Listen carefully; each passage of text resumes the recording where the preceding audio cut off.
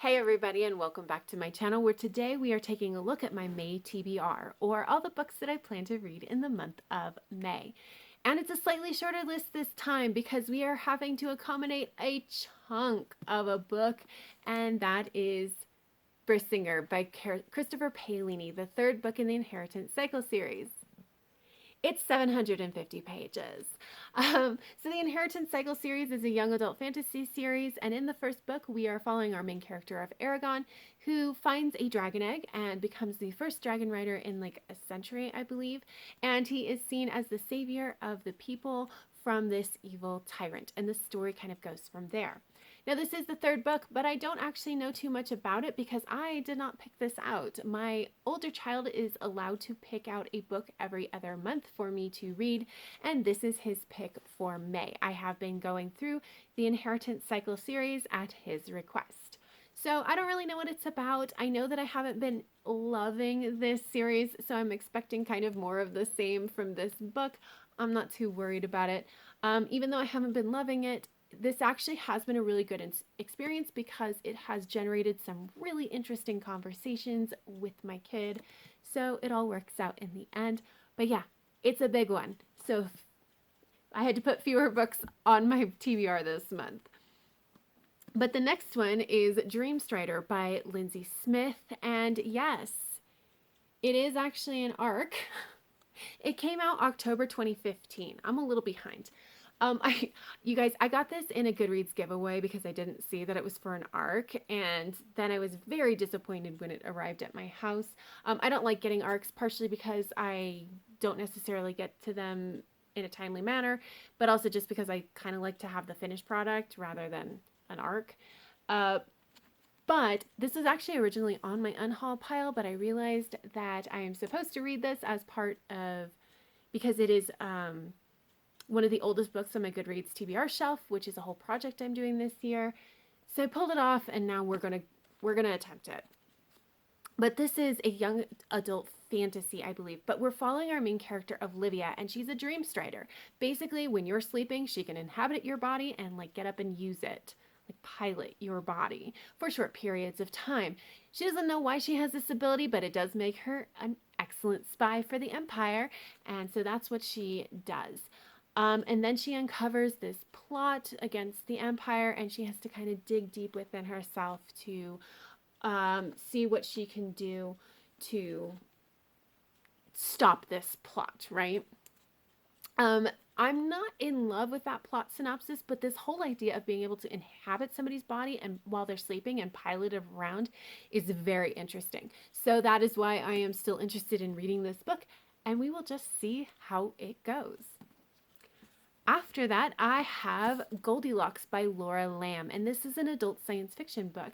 And we are following our main character of Valerie, and obviously she lives in the future.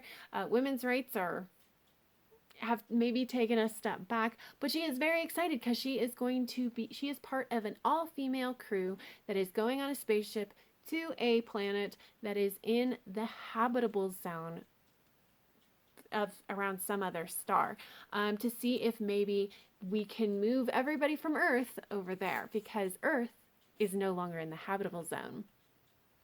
But on the way there, things start going wrong on the spaceship, and she realizes that somebody maybe has a secret, and also maybe Earth doesn't have quite as much time as they think. And the story goes from there. And I am just so excited about this, not just because that sounds so incredibly interesting, but because, like, you know, I haven't heard anybody talk about this, and just, I don't know, something about it, man. The whole concept is just really interesting. That we're no longer in the habitable zone, that we're trying to find someplace that is. Just, and it's a standalone. It's a standalone, which is really exciting. And then the next up, I have You Had Me at Hola by Alexis Daria, which is an adult romance. And this is another one that I'm really excited to read. We are following our main female lead of Jasmine, and Jasmine is a soap opera darling. And then she has a nasty breakup with her boyfriend, and it's like plastered all over the tabloids. And she puts together a plan to kind of like fix her image. And part of that plan is to be, you know, the perfect telenovela lead on her next project. Enter Ashton, and Ashton is also doing telenovela work, but he got cut from the last one, and so now he's been cast in this one, and he recognizes that it may be his last chance, but it also might be incredibly helpful because, like, it might be his big break because he's finally getting put in front of an English audience. And so everything is riding on, for both of them, is riding on this telenovela being a success. And then something happens and their chemistry goes out the window. And so they decide to practice their lines in private. And the chemistry comes back, apparently. And this story goes from there. I am so excited to read this. I have no idea what about that synopsis makes me so happy, but it really, really does. So I am very excited to get into this and just see how it goes. After that, we have Of Wars and Memories and Starlight by Aliette de Bodard. And this is a science fiction anthology of Aliette de Bodard's short stories. And I believe that they're all set in the same universe, which is also the universe that happens to include The Tea Master and the Detective, which is a novella that I have read from them, which I really, really enjoyed. And honestly, that is all I know about this book.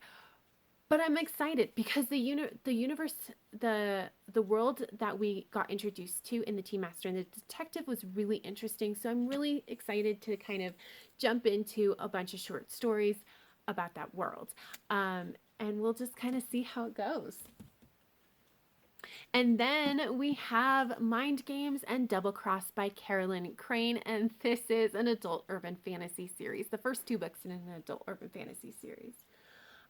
So this series follows our main character of Justine, and Justine is a hardcore hypochondriac, and she one day meets this man who looks at her and says, "I can help you with that."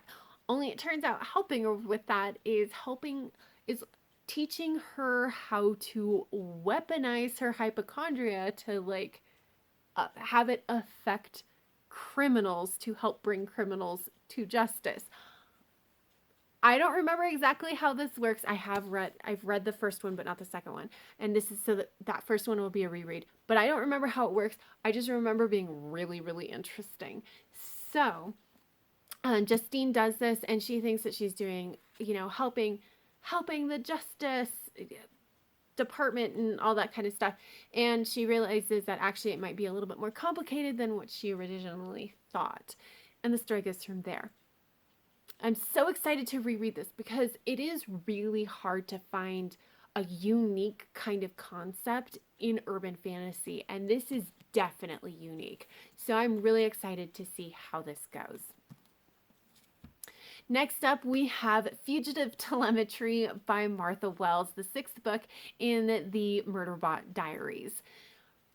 I mean, we all knew it, right? So Murderbot Diaries comes out the day that you're seeing this video. I am hoping to have it in my hands by the weekend, and as soon as it is at my house, it will be in my hands and I will be reading it because I love Murderbot.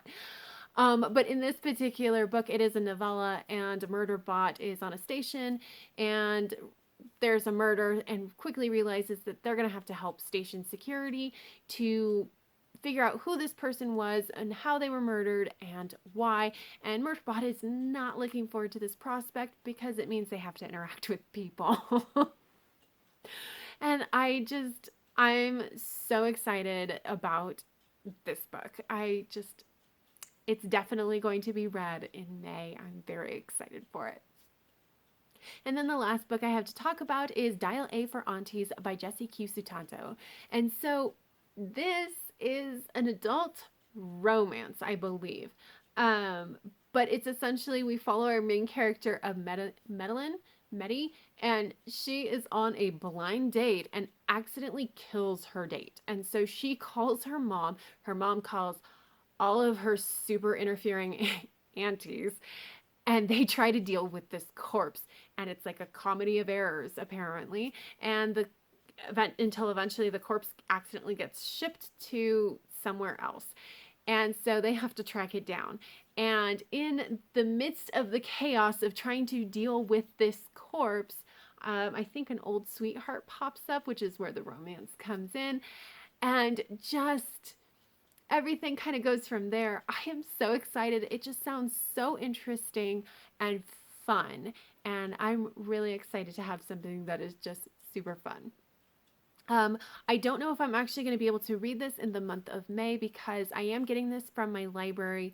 It also comes out on the day that you are seeing this video, so I'm going to have to like wait for it to get to my library and for them to process it, and then like I'm far enough back on the wait list that I'm going to have to wait for a couple people to read it and return it before it gets to me. But I am really hopeful that I will get it in May and be able to read it as soon as it is available to me. But yeah, that's all I have for the month of May, you guys. Comment down below, let me know what you're going to be reading in May, if you know, or if you have any thoughts and feelings about the things that I have mentioned that I will be reading. I would love to hear them. But that is all I have for you. So if you like this video, please give it a thumbs up. And until next time, have happy reading, and I will see you in the next video. Bye.